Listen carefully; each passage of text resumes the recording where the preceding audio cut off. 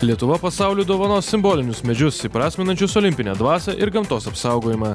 Vytauto Karčiausko sukurtą meno kūrinį norima pastatyti buvusiose ir būsimose olimpinių žaidynių sostinėse.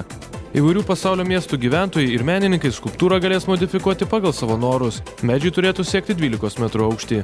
Siekiama, kad šis projektas taptų ne tik gerumo simboliu, bet ir švietimo priemonė. Medį apžiūrinėjantys žmonės susipažins ir su olimpinių žaidynių istorija bei iškiliausių sportininkų gyvenimu.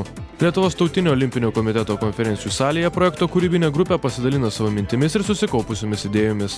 Tai čia būtų didvyrių tų, sakysim, olimpinių žaidynių arba favoritų arba mylimų žmonių pėdsakai, į kurį bet kuris žmogus atvykęs galėtų sakyti, kad aš galiu, aš esu toks kaip jis. Jau yra įkūnyta idėja, kai milijardai susėda ir žiūri olimpinės žaidynės, niekas taip nesuvienyje žmonių pasaulyje. Ir antra idėja, visi turi žinot, kad jau mes esame ant ribos.